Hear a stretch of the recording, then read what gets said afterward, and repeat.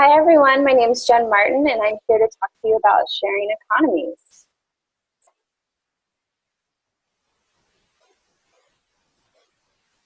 So today I'm going to go through what a sharing economy is and some examples in the marketplace, the benefits of a sharing economy, the risks of a sharing economy, trends we've seen in the sharing economy, and just wanted to get some of your thoughts. So put together some questions that I thought we could build upon in the discussion forum. So what is a sharing economy? A sharing economy is an economic model in which individuals are able to borrow or rent assets owned by someone else. The sharing economy model is most likely to be used when the price of a particular asset, think of things like Airbnb with houses and apartments, is high, and the asset is not fully utilized at the time. In fact, many analysts say that this is a new 21st century model in the sense of more and more companies are looking at a shared model for physical resources. Personally, I've experienced this trend with the use of WeWork spaces with my current employer, Quotient. While we have a large presence in Silicon Valley and in Cincinnati, in other cities we use WeWork office space. Being part of this rental service allows us to rent working space or conference rooms in cities where WeWork is present. So for example, a couple weeks ago, I had a meeting in Chicago with some of my shopper teams from Walgreens who traditionally work from home, which I feel like a lot of companies are moving to more flexible working arrangements, allowing people to ebb and flow into the office and work from home as needed. I was able to fly out to Chicago and rent out a WeWork conference room for the day, which I've just shown you here. This is an actual picture that I took because I was so excited to show my boss that it was working and that this model was something that was conducive for future meetings. And this allowed us to have a space with a whiteboard, a projector, a phone to dial in remote employees, and even order lunch because our meeting actually ran late and we wanted to make sure that everyone was fed and doing okay. This model runs a lot cheaper than renting out in a hotel room. I know before we implemented this model, I researched a ton of hotels. And it's just not the best setup for a meeting, and it's pretty costly. I mean, it can run up to $1,000 or more for a half hour, an hour meeting, which is not conducive when, especially you're in a sales role and you're not even sure that you're going to guarantee the business. So what are some examples of a sharing economy? And what's in the market for a sharing economy? According to VentureBeat, there are now $17 billion companies part of the sharing economy that provide jobs to 60,000 employees, and I know this has grown year over year, and this has received a total of $15 billion in funding.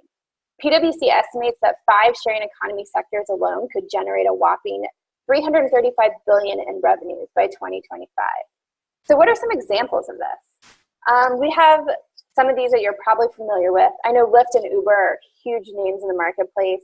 They both have their controversies and political associations around them. I know Uber is all over the news lately with some things happening at headquarters and folks quitting and some just kind of skeptical business practices that they're running.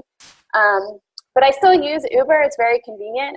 Airbnb, I've definitely used before. It's great, especially when I go to cities and there's huge conferences going on in the area and I can't find a hotel for a decent price. I know I've gone to New York at some times and the hotel per night has raised to like $700. I'm able to get an Airbnb for $150 a night and really be a little bit more cost effective. Another one that you guys are probably familiar with are Chegg. I actually used this for our last class that I was in. I went to the statistics class and I was able to rent a book for $18 for the entire summer. I know in my undergrad, it would cost me hundreds of dollars per book for the semester. And then I was stuck with them at the end because they would either give me $10 for the book or they wouldn't buy them back. So this is a great way to utilize books and continue learning without having to invest a ton of money. Instacart is huge in my industry, especially with sourcing groceries for folks. I've already talked about WeWork. Etsy is a huge company that is growing in New York City. I actually got to go visit their headquarters and see how they work when I was part of Girl Develop It. Great business model. It's definitely centered around online behaviors. And a lot of the other ones that you see in here are more around funding. So they're the folks that are funding startups and getting companies off the ground, and they're able to source them from different areas to make sure they're working the way they should. So what are some benefits of a sharing economy? The first one is you do not need to buy inventory. So they do not need to buy inventory or leverage on used assets. Unlike Blockbuster that we read about in one of our earlier cases, businesses that use this model do not need to utilize a warehouse to store the inventory, which Blockbuster had to do, which kind of showed, the flexibility of Netflix. 2 is networking. Networking allows companies to connect owners with people that need a service, and they do not have the income to buy that service. They're really able to leverage the network to make this work. The 3rd one is customer insights. Customer insights are a huge aspect of this business model, and because customers are utilizing a needed service, they're able to interact with the owner and the service provider, and vice versa. I know Uber ratings are a big thing as of lately. They're able to improve and grow their services by understanding customer demand and where the customer wants them to go. And in a couple more minutes, I'll talk to you about how that has helped influence their company. 4th, low overhead. Because they're using an online platform, this keeps the overhead low, and they're able to provide access to a much larger consumer base in which they're able to share their products and services. Smartphone users in the US numbered 207 million in 2016, and 79.3% of these are in the mobile market. By placing these services on mobile platforms, they can lower the cost of overhead and really expand their user base. They also have flexibility to their contractors. You can work as little or as much as you want, and it's a low barrier of entry. For example, I looked at the regulations between cab drivers and Uber, and the barrier to entry and get a job at Uber is a lot easier than a cab company. Maybe a lot of that is due to the fact that the cab companies provide the cars, which Uber has you, provide your own car and your own insurance. So there's a lot less liability there, but it's really easy to get a job, and then you can pick your hours. And the 6th one is innovation has fueled disruptors. So as I talked about before with customer feedback, Uber is able to use that and insights to expand their business model. They now have Uber Pool, which allows them to share rides with people and share the cost of rides. And they have even expanded into Uber Eats, allowing you to order food in your area and have it delivered to your house. I know when I was living in Atlanta, they also pushed into the nonprofit spectrum to do some innovation with nonprofits, and they partnered with the SPCA. And you could rent an Uber car for 20 minutes, and they would deliver puppies and kittens to your house or your employment. And you could play with them for an hour, and then they would leave. All the kittens and dogs that were in the car that day all got adopted to the SPCA. So it was a really successful program. And I think about 2 years ago, they did Uber Eats pilot with Grader's Ice Cream here in Cincinnati. So sharing economies can be really beneficial, especially for small businesses, specifically the startups. So it's no surprise that a lot of the logos that were displayed on the previous slide were startups. There's a lot of benefits of sharing economy with smaller companies with not a lot of cash can utilize. So what are the risks of a sharing economy? The first one is job insecurity. This depends on consumer demand and the available of resources, which you can never sure if you have both of those. It's really a catch-22 to build both of those up with any of these companies. The second is exploitation of workers. There's highly insecure and contingent employment. When these jobs are the main source of income from workers, they provide no benefits and leave the cost of those benefits to workers or the state to pay those costs. So there's a lot of legality issues with this as well, which takes me into the third risk is legal uncertainty.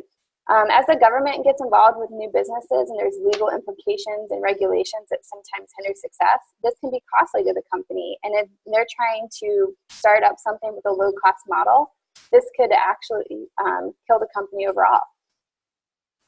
The fourth is limited customer service.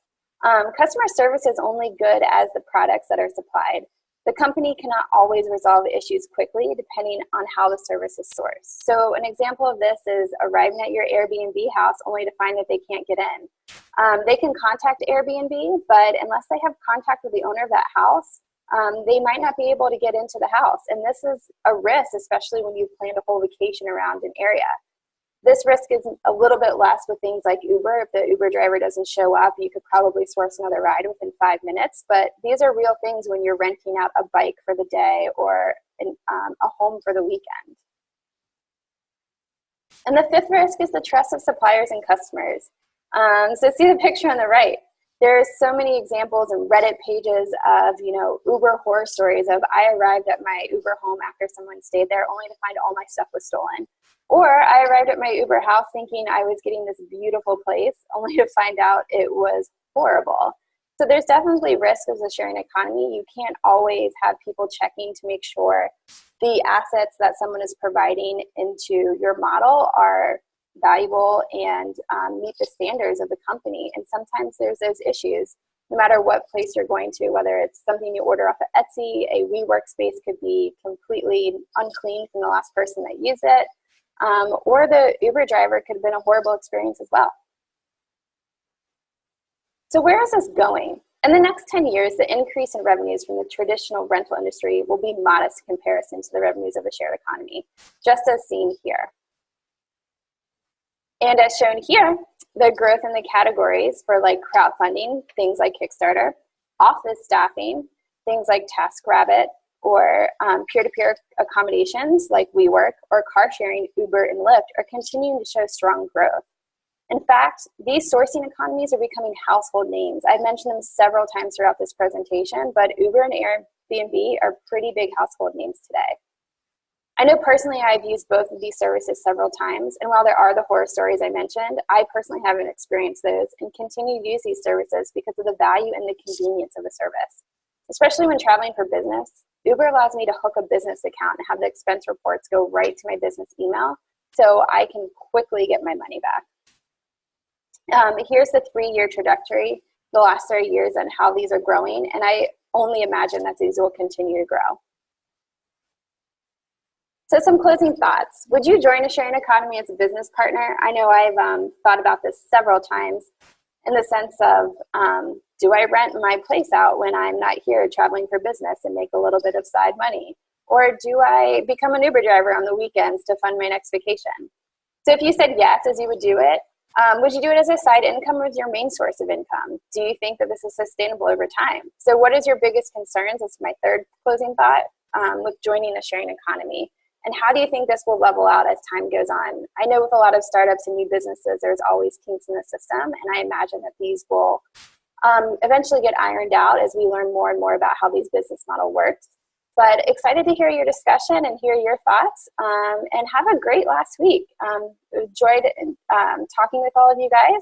And if you guys want to see any more additional thoughts about my topic, here are some of the resources that I used, in addition to some other articles and online thoughts. So hope you enjoyed my presentation and have a great week.